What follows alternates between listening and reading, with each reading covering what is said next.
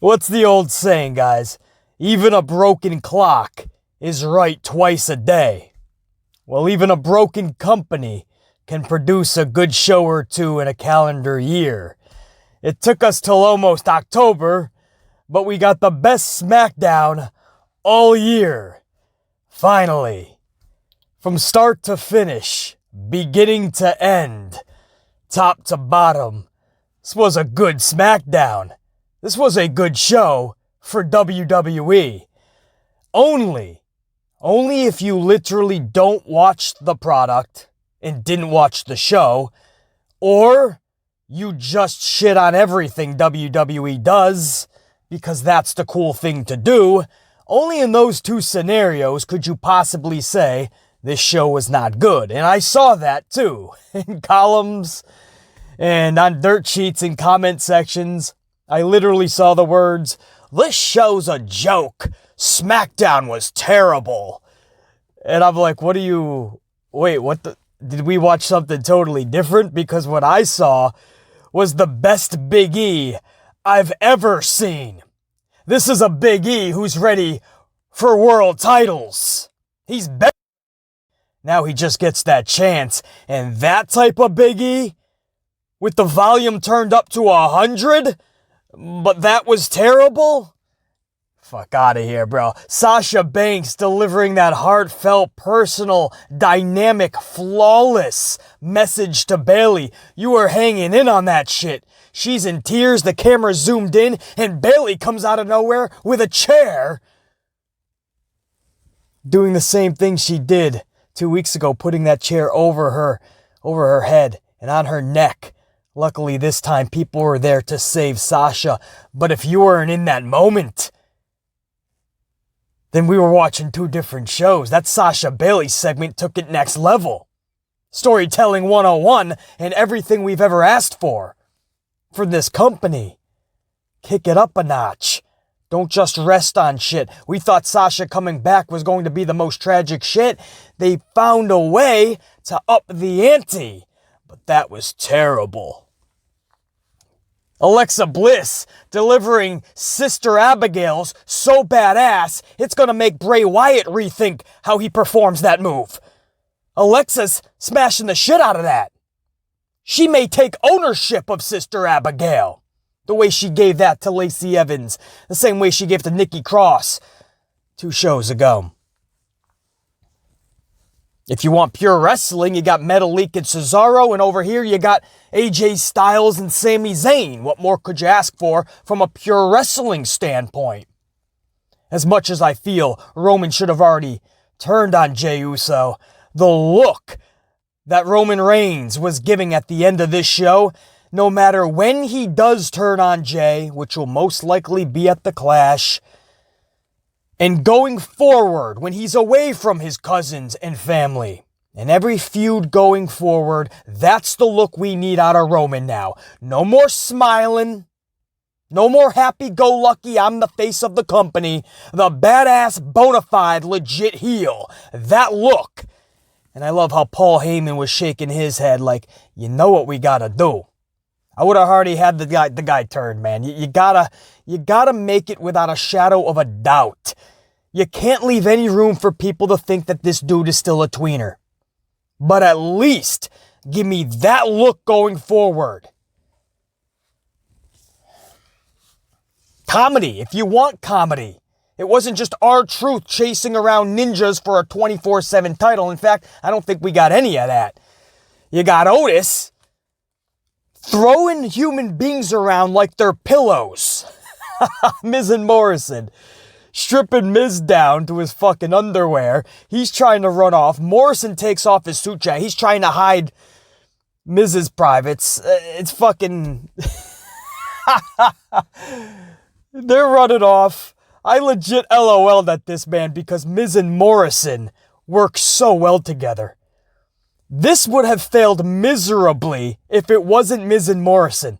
But they're so funny. They gel together and they have such an awesome chemistry that this whole thing worked. And Otis, looking like a sheer badass. Finally, book Otis like he is a Money in the Bank briefcase holder, like a badass. He's throwing people around like pillows. Top to bottom, this show had a little bit of everything for everybody.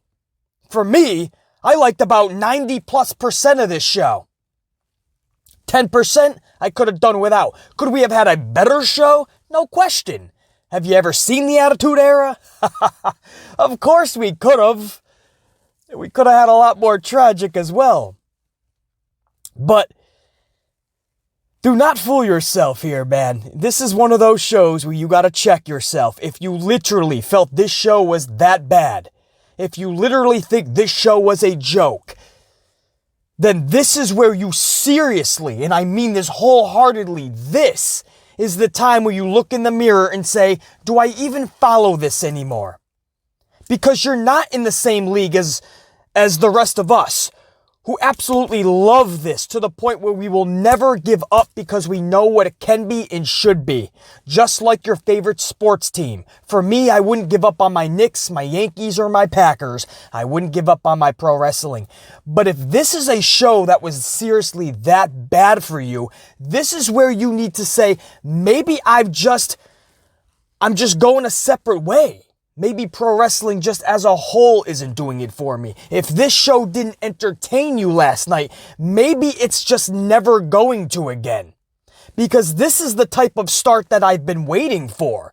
Consistency? Absolutely not. I'm not holding my breath and giving the old man in Stanford the benefit of the doubt when it comes to consistency. So next week, I'm not expecting another good SmackDown. Trust me, I realize this is a blue moon scenario. And it only comes around once in that blue moon. Pigs were flying last night. I know that. I'm not saying we're going to get it every week. But if you seriously watch this show and you are not entertained at least, say, 75% of it, then maybe it is time for you to jump off what you perceive to be a sinking ship. If you honestly feel like this ship cannot find landfall, then just jump off now, man. Save yourself. Swim to that landfall. Because trust me, guys, my standards are much higher than the average pro wrestling fan because my expectations and my demands are much higher. And trust me, that's a detriment because there's no way these shows can meet those expectations or meet those demands. So for me to say, top to bottom, start to finish, beginning to end, this was actually good. Of course we can get better. We know that. But when you've been so damn bad for so damn long, and you get a show like this, and then you see some dipshits that call themselves fans, and they say, this SmackDown was terrible. This SmackDown was a joke. And you think about what Big E did last night, the Big E that we've been craving for years. And we get that Big E with the volume turned up to 100. But that was terrible. Alexa Bliss delivering Sister Abigail's flawlessly. Twisted Bliss with the Fiend. If that doesn't pique your interest at all, that's on you, man. But terrible? Nah, that's also on you. You get good wrestling with AJ Styles and Sami Zayn and Metalik and Cesaro. Right? If you want just pure wrestling, those are some damn good wrestlers wrestling. Roman's mug. As much as I can't wait for him to just get the deed done, turn on Jey Uso, so even the casual fan knows that this dude is bona fide heel status.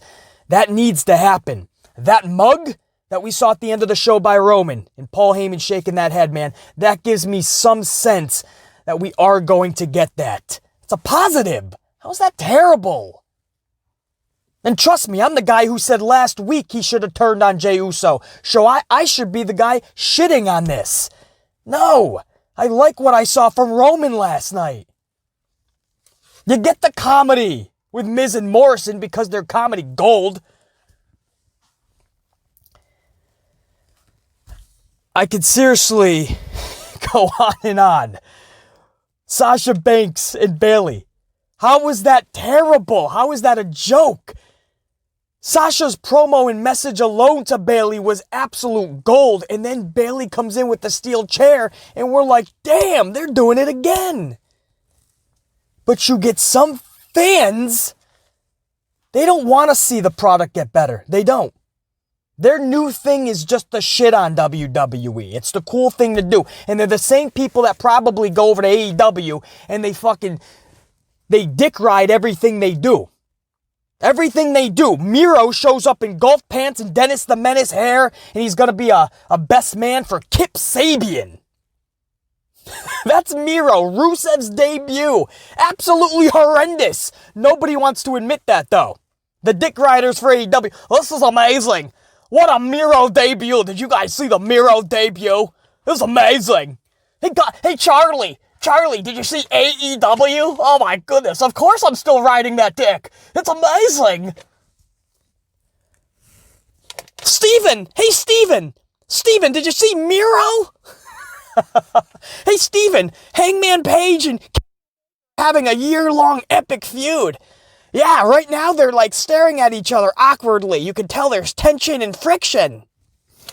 All right, Steven, I gotta go. Mom made my cheese macaroni. And then later tonight, we're going to ride some more AEW dick. Are you down? Okay, bye, Steven.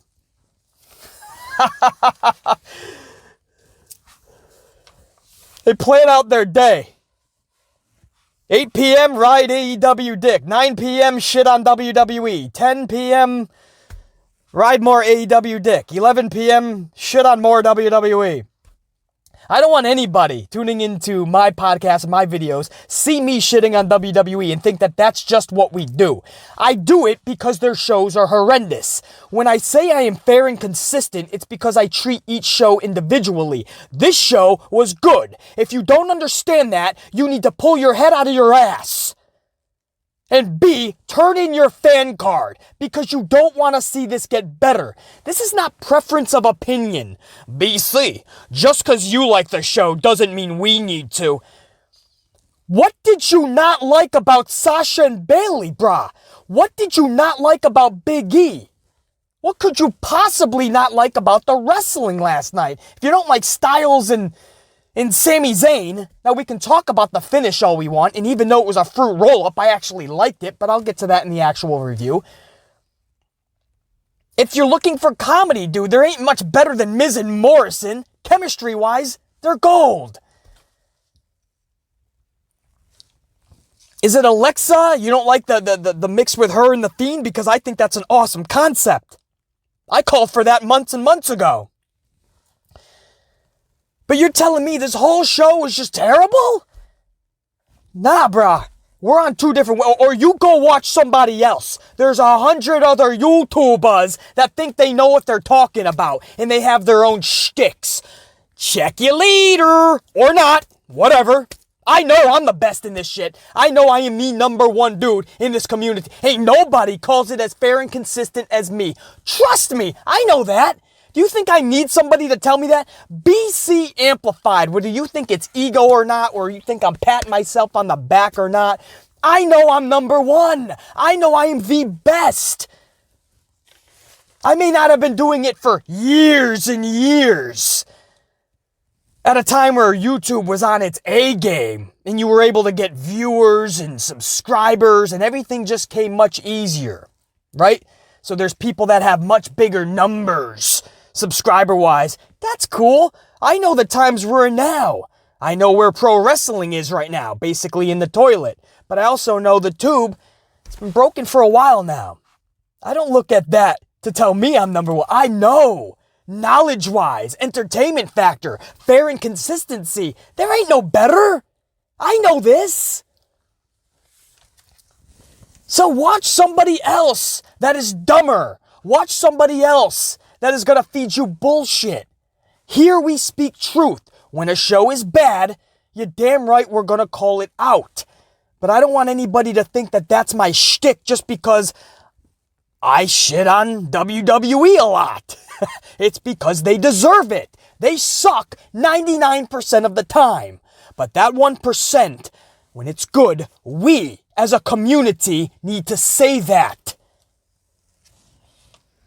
If that show is terrible to you, there's no hope for you as a fan. Nothing will ever get you to say it's an entertaining WWE show then. You are clearly here just to shit on it.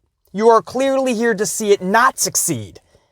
And you're riding the dick of another promotion. That pisses me off. So that needed a separate side rant.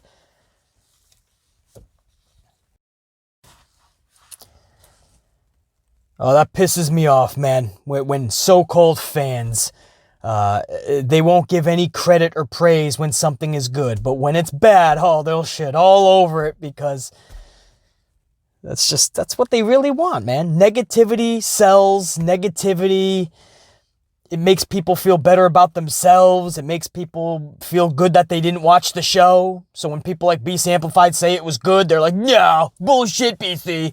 Or they say, they hide behind, oh, well, my standards are just too high, BC, so you may have enjoyed it, but I know what's good. Your standards aren't fucking higher than BC Amplified, you dipshit. Shut up. Fucking morons. Anyway, let's start this good show, right? Does that irritate you? Does that get under, does that just make you want to get all salty inside? Do you need the tear bucket? You want me to pass around the tear bucket and you just cry those salty tears? BC said that WWE had a good show.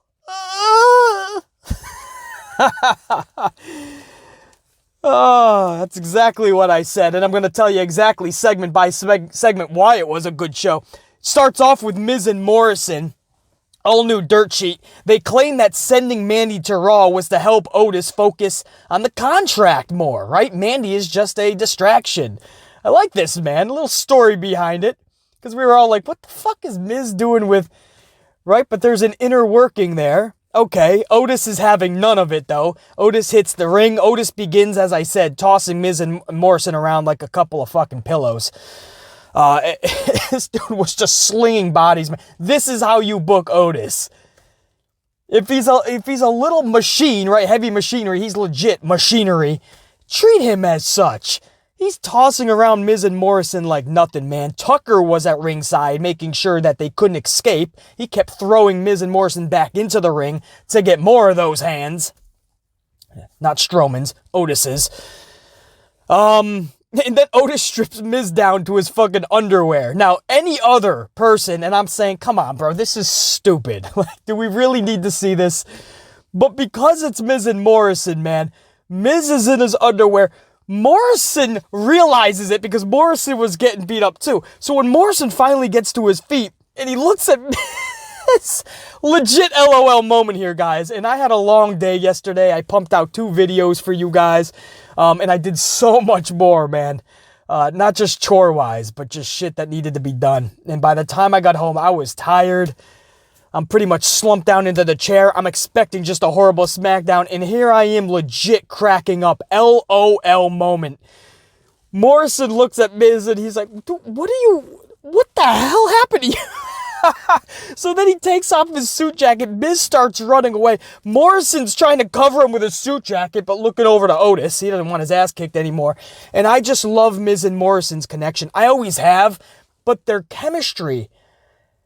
Man, it's like this is a tag team to me, and I always tell you guys, I hate when they throw singles competitors together. That's not a tag team to me.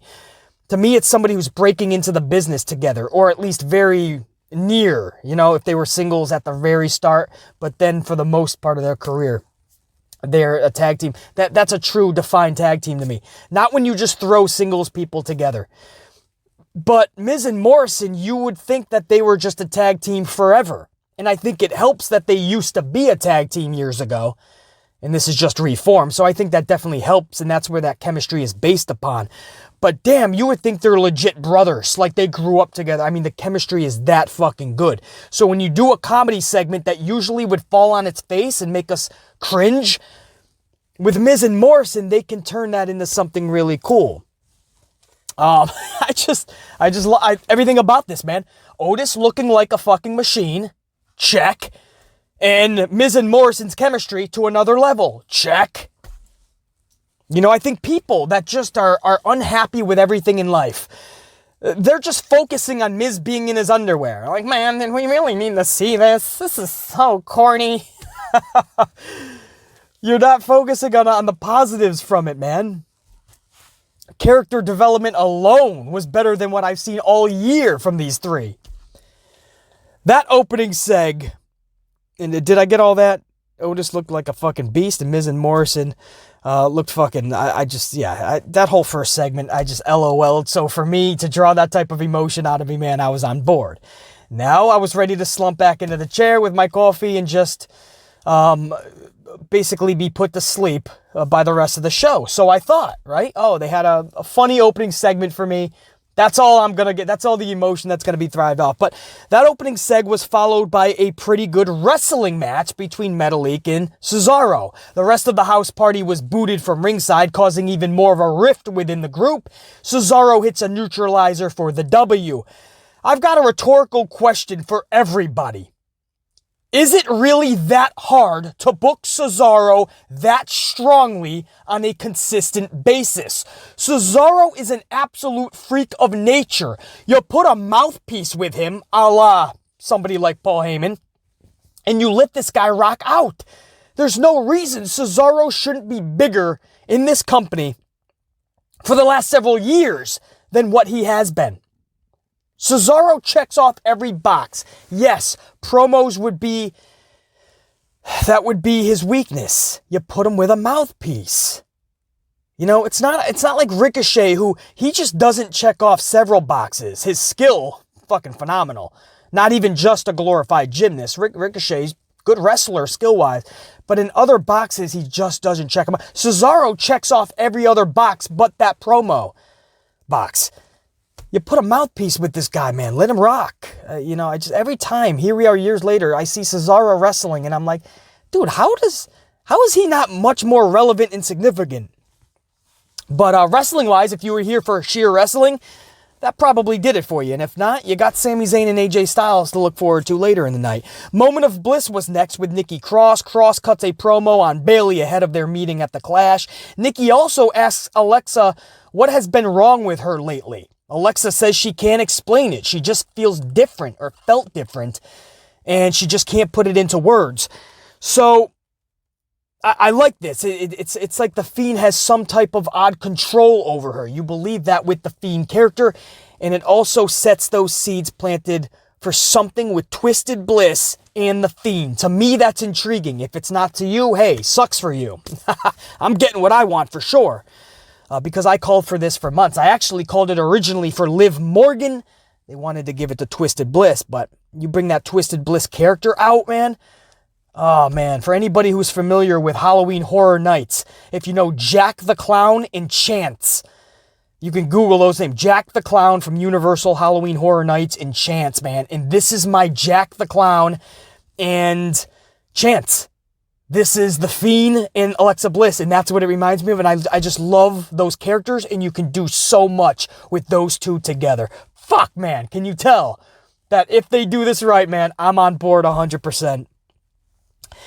Lacey Evans comes out, though, interrupts this shindig with Nikki and Alexa. Lacey Evans hits the stage and degrades Alexa Nikki Cross, throwing jabs at him. This leads to a match between Cross and Evans. There was a moment in this match where Evans brought hand sanitizer into the ring, and it fits Lacey's Nasty's character, right? Lacey Evans is always calling everybody a nasty. You nasty, right? Hand sanitizer. It's little things like that that can up your character. Little subtleties. Doesn't take a lot. She takes in the hand sanitizer. She rubs it all over Nikki Cross's face. The ref doesn't know if this is a DQ or not. I mean, I've never seen hand sanitizer rubbed in someone's face. Is that a foreign object? But it fits her character. If everybody's a nasty, we're in this pandemic, you believe that she would carry around an abundance of hand sanitizer. A la Rick Martel. Do you guys remember 80s going into the 90s? There was a character who I loved. His name was the model, Rick Martel. And he always carried around fragrance. And every now and again, he would put it right in the eyes of his opponent. We used to love that. But now all of a sudden, hand sanitizer is being shit on. This is so stupid. How? Rick Martel in the fragrance was fucking epic.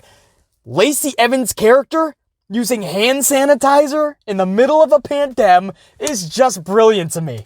I don't even know why I didn't think to add that level to Lacey's character. These little things, man, I enjoyed last night. I love seeing the hand sanitizer because it fit Lacey Evans.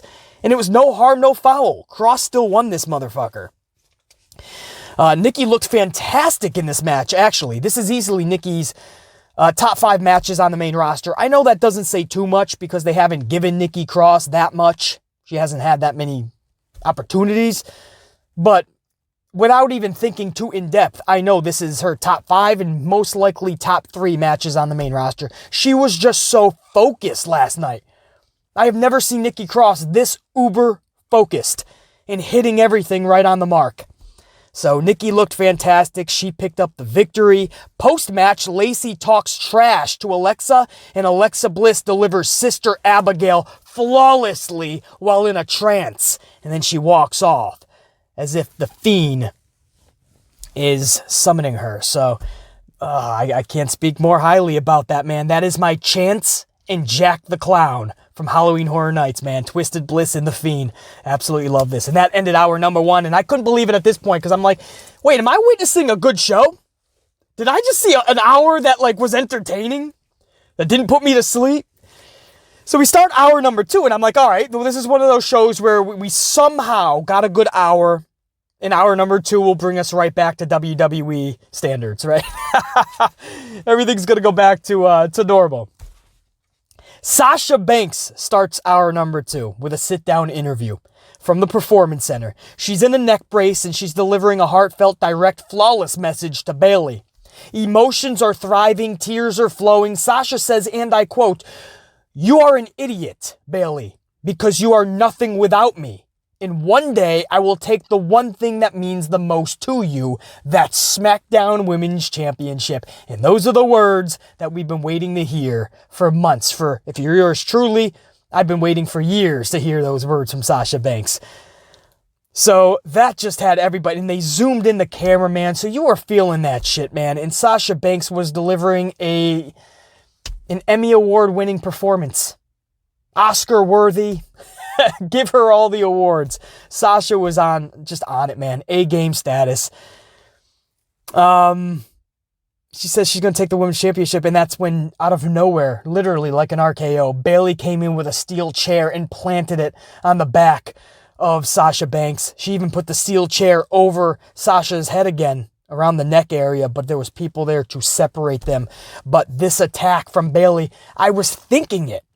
Sasha's message was so flawless and perfect that I was like, 50% of me was like, oh, it would be awesome if Bayley came in right now and just leveled Sasha. The other part of me was like, no, this is so good, like it can rest on its own, right? We don't even need Bayley to do that. That would just be icing on the cake. But I don't think WWE is going to do that because they don't put care into anything. Yeah, you had a good first hour, but it's the second hour now. There's no way they're going to up the ante. No, they put care into this. They upped the ante. They had Bayley there with a steel chair, and they upped their own fucking ante. They made this story even more. They put another level and layer to it. Oh, I love it, bro. They had Bayley do the deed again. Again. Sasha selling beautifully and brilliantly because it's Sasha Banks. Everything she does is brilliant. Just awesome. You know, you go into the show and you're like, why are you bringing Sasha back this soon? And I still believe it was.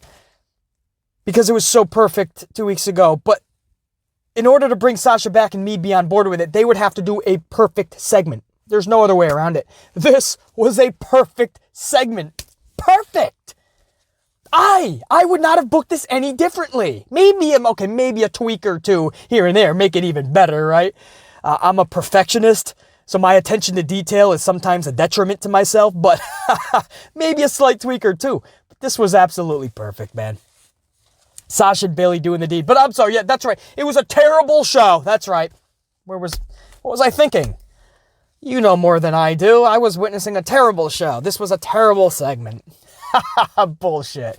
Amazing, man. Now, if you want sheer wrestling, if you want to go back to that, we got AJ Styles and Sami Zayn next. This was a decent match, obviously. It's Sami Zayn and AJ Styles. It's not the best that these two can do, but give Sami Zayn a minute, will you? The dude just came back. Let him, get his traction back, man.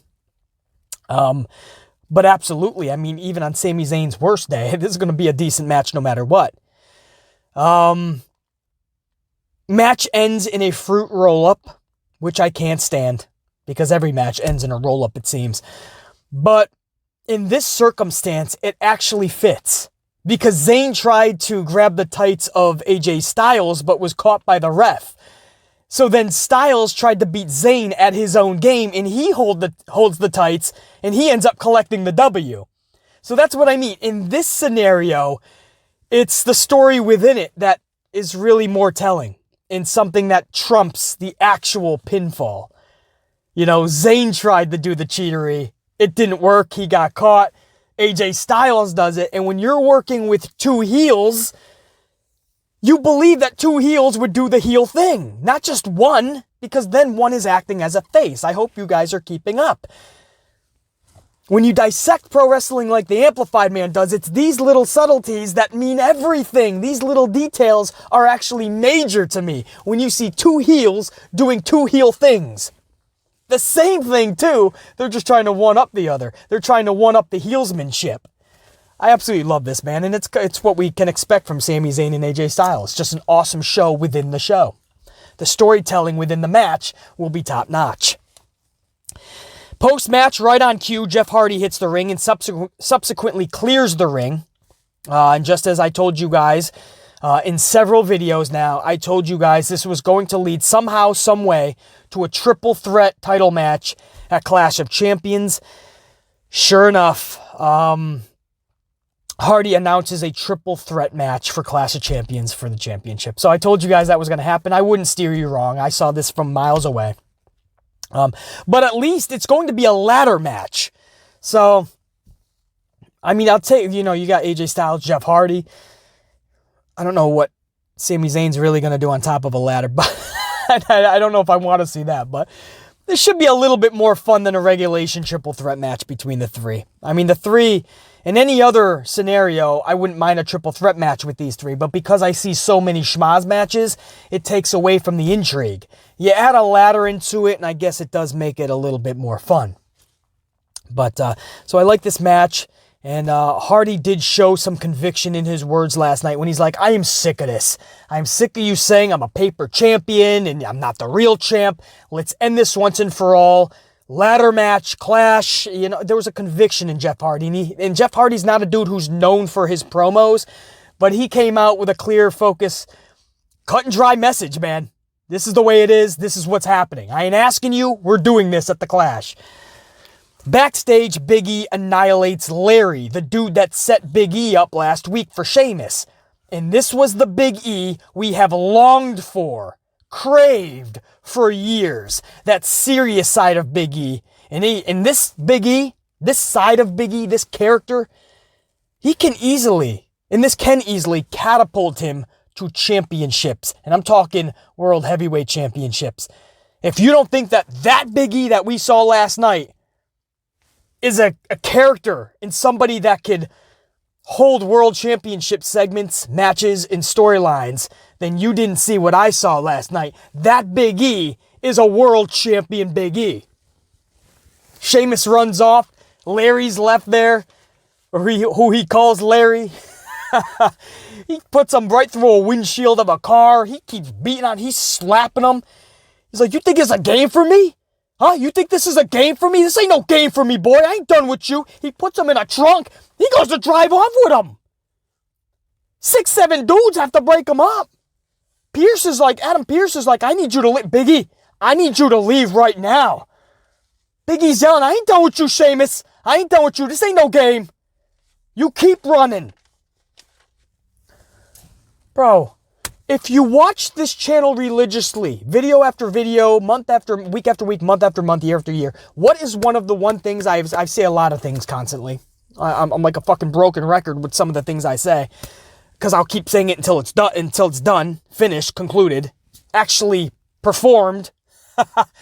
But one of the things that I say time and time again is how Big E needs a singles run and how this guy is a bona fide superstar. He's for too long, he's just kept in the New Day because the New Day is safe, right? The New Day is safe. It can make McMahon a few dimes. You know you're going to get some type of reaction from the crowd. You're going to get some dancing. You're going to get people going, it's a new... It is. It's a safe thing. They don't realize they can have better. Big E is better than just the New Day. But they're too afraid to separate them. You're seeing now what I've been telling you for so long. Big E is talented as fuck. Big E is so skillful. Big E has an awesome character to him that is different than just the shucking, jiving, dancing Big E that you see in New Day. There's more to that dude. Serious Big E is the best Big E. So if you liked him in the New Day, strap up, buckle up. You're going to love this side of Big E. I hope we see more of that.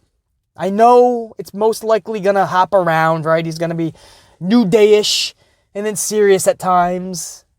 And Big E will probably tell you that's what he wants to be. That's his personality, right? If you know Big E, I'm not saying I know him personally, but I know enough of Big E to know that he's got a quirky kind of personality, you know, and that's why people love Big E. He's so out of the box. He doesn't follow the norms. You're not going to get that with Big E. Everything he does is basically outside the box. So he'll tell you that his personality and everything is more New Day.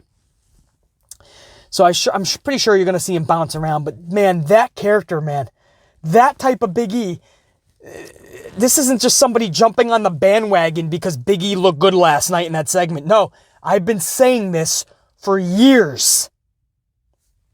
Even when New Day was still fucking pretty formidable. And even I would admit you can't break him up. I was telling you guys, there's even more to Big E. In one day, he needs to be that bona fide superstar. Anyway, I won't harp on it more. Can you tell how fucking happy I was, man? I was like a proud father watching that because I was like, yes, man, it's happening. It's happening. That's Big E. Oh, I'm sorry. What am I talking about, guys? I'm talking about how good this was. SmackDown was terrible last night, I was told. SmackDown was a joke. Sasha and Bayley, all the good wrestling. Big E was awesome. It was terrible. You didn't get the memo, BC? SmackDown's terrible, man. You're supposed to just shit on everything because it's more entertaining for us, BC, if you just shit on it. BC, you're going away from your shtick, man. Your shtick is to shit on it. No, you got me confused with somebody else. That's not... No. No, not me. Second hour, Sasha and Bayley fucking captivating me. You got AJ Styles and Sami Zayn in the ring. You got Big E looking the best fucking... It's fucking awesome. What the fuck?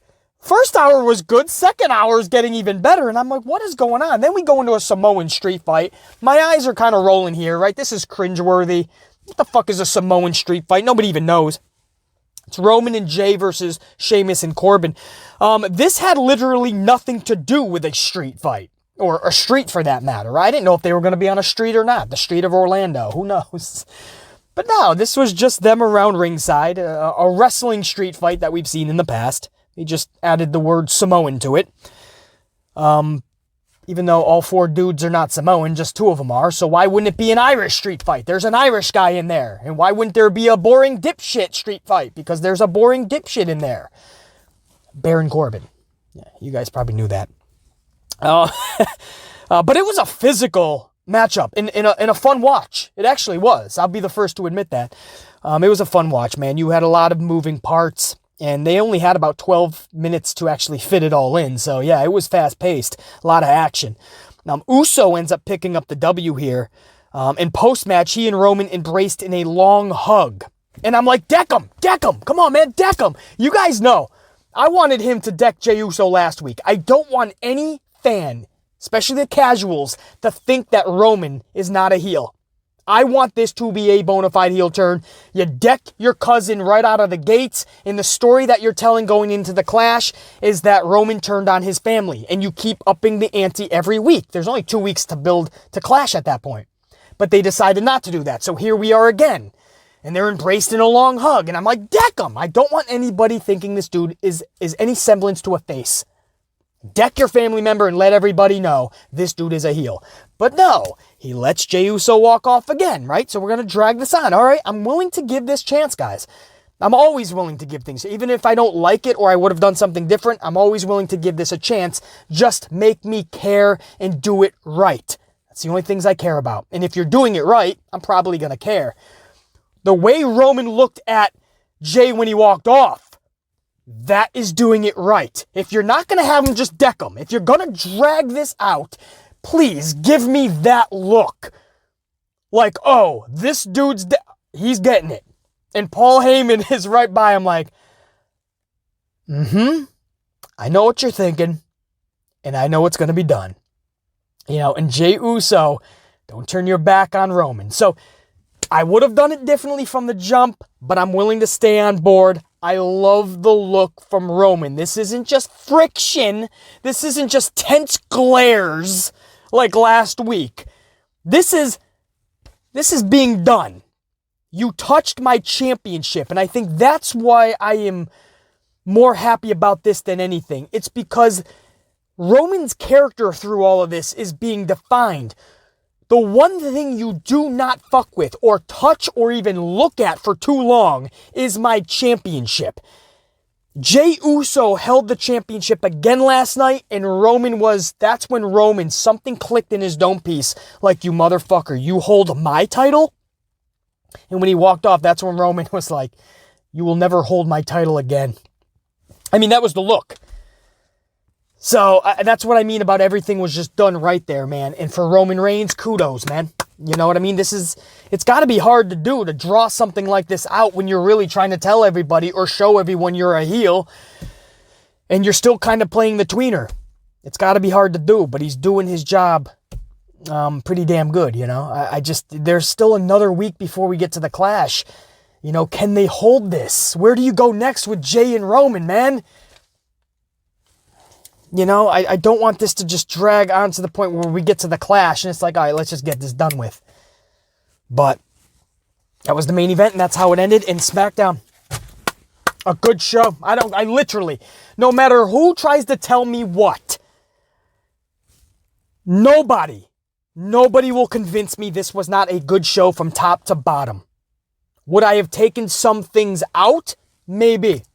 Added some things, tweaked some things? No doubt. That's the perfectionist in me. Could it have been better? No doubt. Again, if you grew up in the Attitude Era, great shows. Shows that kept you on the edge of your seat from top to bottom, start to finish, beginning to end. I'm not saying this kept us on the edge of our seat from top to bottom. No. But if you honestly weren't entertained by more shit than not, if you weren't entertained with most of that show, bro, ask yourself, why am I really watching? Is it truly out of habit and hope because I want it to be better because I know what it can and should be? Or is it just more fun to shit on it? Right? Negativity is huge in the world today, and it can be fun, right? And it makes you feel better about yourself, right? It makes you feel good that you didn't watch the show. It makes you feel good that something else is worse than your own life. Who knows? Negativity sells. There's people on this platform, their shtick is just to be negative 99.99% of the time because it's their shtick. Their audience comes to them because they know they're going to get some yelling and some pissed off people not happy. And they can watch it and be like, no, I'm good. See, my life is good, man. This dude's fucking ripped. And that show sucks. And this company's in the toilet. And I'm good. I'm going to my 9 to 5 tomorrow all happy. You're not going to get that here. When a show is good, just like when I shit on it when it's bad, you're going to get fucking praise. What a fucking SmackDown. If I just got that every fucking week, oh man, this company would be, you know how it's been this spiral? It would go, whoop. I'm not saying it's going to be a V. You guys know a V? A V is when something is so bad for so long and all of a sudden it just goes, whoop. But this is like a fucking, a sloth building you, right? You know what I mean? And maybe a fucking year from now, if you keep doing shows like that, we could start talking about like an upswing in pro wrestling, or at least for WWE. But do me a favor, guys. Don't dick ride another promotion just because it's a cool thing to do. Always be fair and consistent, even if it is Vince McMahon's company. I know he has hurt so many of you so badly. He's gotten your hopes up so many times and dashed them. And he has probably ruined pro wrestling for you. But When a show's good, I ask you one thing. Just be honest, man. Be honest. This was good. I'm telling you it was. You can have your own opinion, but I would ask yourself to truly rewatch the whole show and ask yourself why you felt that most of the show was bad. And ask yourself what you really want out of WWE. When you're so bad for so long and you produce a show like that, I mean, did you want them to move mountains last night? Rome wasn't built in a day. Did you expect them to just be a great show overnight? Nah. So it was alarming to see some of the chatter in some of the comment sections on of columnists and journalists that I view. And you look in the comment sections and it was just weird shit like this show was terrible. SmackDown was a joke. Man, this put me to sleep in the first 10 minutes and 20 minutes or whatever the fuck they said. I don't know. I'm like, well, give it a what? I don't know. It's sad, man. You know what I mean? I like it. This channel needs to be based on people that actually want to see it succeed, you know, and we need to call out when things are good, man, because we need more of good stuff, you know, and if there ain't people like me calling out the good stuff, then they won't know what the fuck is good. If we shit on everything, then they're just going to give us shit because they're going to say they're going to shit on it anyway. Who cares? Or their whole thing is just to be negative, so it doesn't matter what we do. No. Call them out when it's bad, call them out when it's good. Just like Cody asked us to do for AEW, I'll always do that for WWE and any promotion that I cover. Much love to you guys. That's going to do it for this weekend. I wanted to do something special tomorrow. It might be a little 10-minute video. I'll try to get that in. If not, I'll see you guys Monday or Tuesday. Obviously Tuesday for Raw's review and reaction. But we got to kick a lot of ass today, man. A lot of ass today. And we're going to, starting with another coffee. For now, much love and respect to all you guys. Check you later.